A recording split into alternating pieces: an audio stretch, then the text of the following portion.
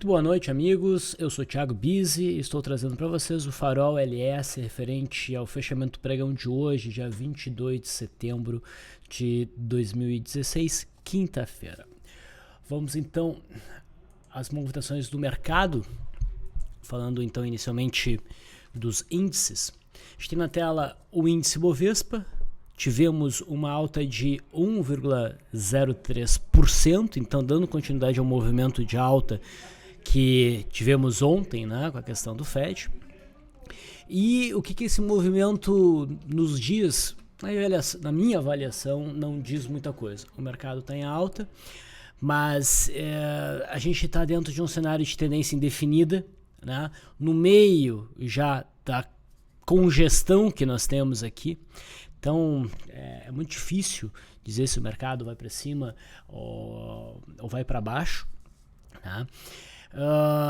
Não vejo nenhuma posição mais clara a ser tomada aí. Tá? Então, enquanto o mercado ficar nessa região, oscilando aqui, nessa zona que vem oscilando desde o final de julho, vai ser um pouco mais difícil operar. Tá? Porque se espera, enquanto o mercado estiver aí, acho que é justo dizer que dá para esperar movimentações mais erráticas, né? Que são características aí de uma tendência indefinida, né? E isso deixa as coisas então mais difíceis para se atuar em cima. Nesse cenário, como eu já falei ontem, né, eu acho que é interessante ter uma postura, em termos de swing trade principalmente, né? Uma postura mais de trades mais curtos, né? Então, assim, de maneira geral, me parece que é um momento onde uma abordagem de entrar, buscar uma realização parcial ou redução e tentar carregar essa posição por mais tempo, tende a não ter um desempenho tão bom quanto buscar essa mesma operação e fechar toda a operação num alvo curto. Tá? Bom, então é assim que o mercado está. A gente está muito ligado ao mercado americano, pelo menos assim eu entendo. E apesar desse movimento de alta que a gente viu lá fora e aqui, o mercado americano segue numa tendência de baixa. A gente está olhando aqui o gráfico diário do índice Dow Jones. A gente está nas proximidades aqui de uma LTB. Tá? A gente está testando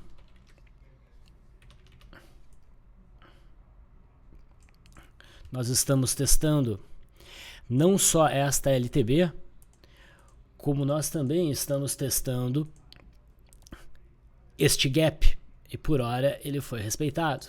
A tendência é de baixa. Então a gente teve um repique, né? Se está testando aqui uma zona onde existem várias resistências.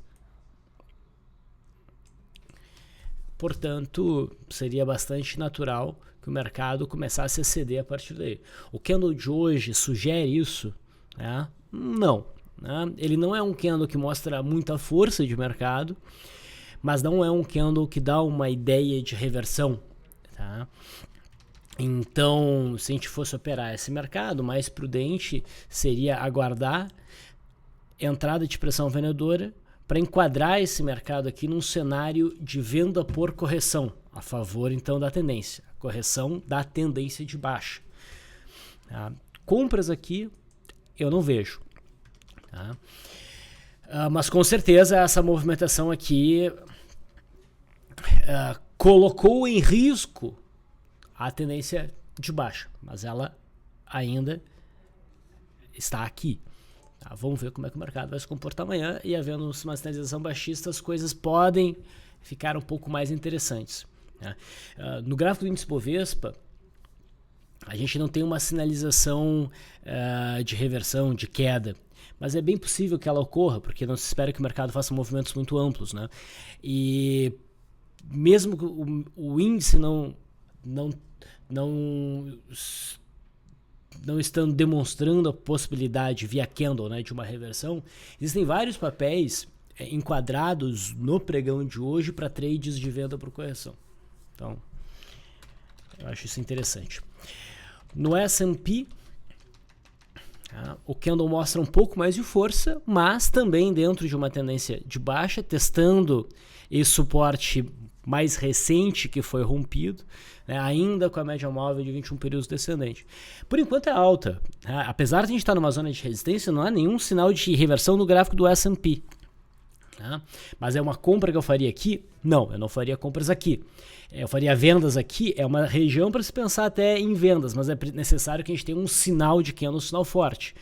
Tá? Esse ainda não apareceu. Então, enquanto isso não acontece, a gente não faz nada. Eu não compraria, também não venderia. Mas é um ponto que seria mais interessante a entrada de um sinal vendedor. Tá, mas Biz, então, na tua visão de mercado, onde é que tu entraria na ponta compradora aí? Olha, o mercado tem que conseguir vencer essa região. Tá? Então, para a gente ter uma entrada na ponta compradora que, na minha leitura, faz sentido, a gente tem que testar novamente essa resistência, que vem a ser também o topo histórico, e depois o mercado deveria produzir o rompimento dessa região. Então, compras, na minha leitura, somente acima agora dessa região aqui. Ok? Comprar no meio dessa congestão fica difícil, do ponto de vista de swing trade. Tá? Então, vimos o S&P, vimos o índice Dow Jones, tá? Que está numa zona mais perigosa. E voltamos aqui para o gráfico do índice Bovespa, tá? Que também não nos diz nada. Eu não tomaria nenhuma posição nem na compra, nem na venda aí. E o mini índice no gráfico diário? Bom, o mini índice no gráfico diário tem um candle que flerta um pouquinho mais com uma reversão, né? Deixa essa sombra superior, mas também não é um sinal bom. E, na verdade, sinais aqui dentro dificilmente vão ser realmente bons. Agora a gente precisa, assim como lá no mercado americano, do rompimento do topo dessa congestão, né?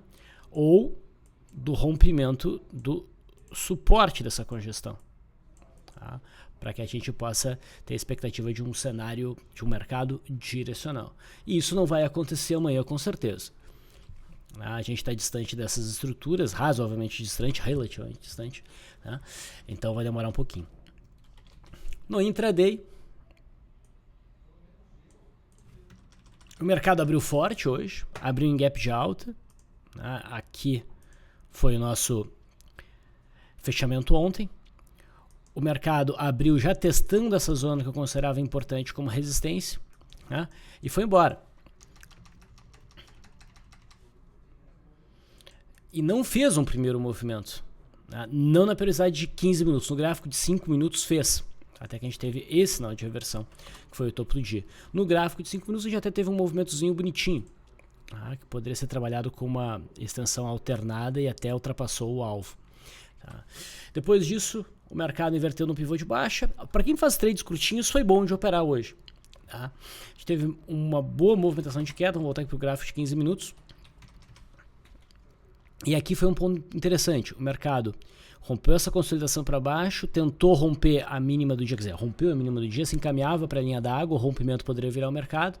Tá? Então nós tivemos aqui o rompimento e esse rompimento foi de imediato negado pelos preços. Tá?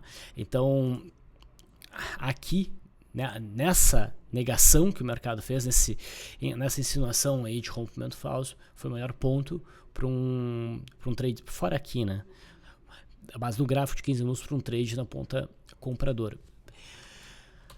O mercado está numa tendência de alta no intraday, no final das contas, né? Se apoiou nessa zona aqui de referência. Agora a gente tem um novo fundo, a gente traz o suporte para cá. E a expectativa é por alta, até o momento que o mercado nos mostrar aí uma reversão desse movimento. Então, enquanto o mercado estiver nessa região aí, né, ele, na minha leitura, tende a ficar um pouco mais errático. E o dólar?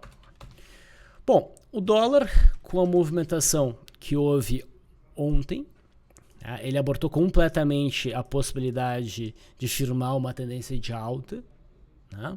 Então, a gente teve a frustração dessa tendência. Por conta disso, agora eu trabalho com um cenário de retângulo. Tá? O dólar hoje teve uma leve alta, por ter batido numa zona intermediária de suporte, vai ficar mais clara quando a gente olhar o contrato vigente. E, bom, pode até desenvolver um movimento de alta, mas está num ponto bom para operações de swing trade na ponta compradora? Não, eu não vejo dessa forma. Eu gostaria de ver o teste do fundo de agosto mesmo. Então a gente está só numa zona intermediária. E o próprio sinal aqui, isso aqui seria um piercing pattern, né, em padrão de candle, ele não é forte. O mercado penetra no candle anterior, mas não consegue nem penetrar a metade do candle. Tá? Então não é um gráfico que me atrai no momento para operações na ponta compradora. Tá? Então eu trabalho com um cenário de retângulo para o dólar daqui para frente. Olhando no gráfico de 15 minutos,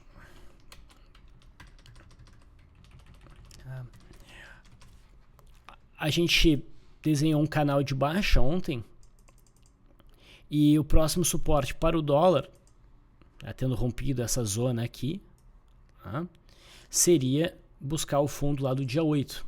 O dólar abriu em gap de baixa e chegou lá logo no início do pregão, tá, e aqui a gente teve um ponto de cataclismo. É a junção da linha de retorno no canal de baixa, do suporte principal, né, e de um candle de reversão.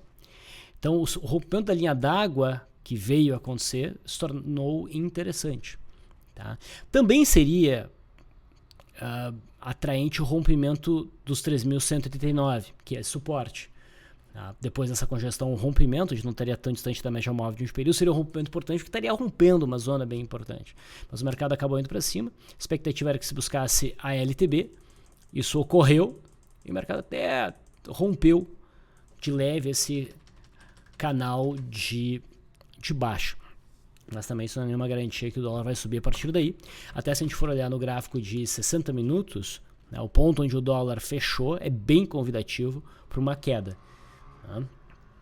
Mas acho bem possível que o dólar segure acima dessa zona de fundo aqui por alguns pregões. Olhando o juro, o DI1F19, vamos começar pelo DI1F18. Tá? Havia rompido ontem uma zona importante de suporte, hoje já abriu em gap de baixa e forma esse candle de reversão fora das bandas, pode ser um fundo de curto prazo. O DI1F19 ainda não faz um sinal de reversão e o DI1F25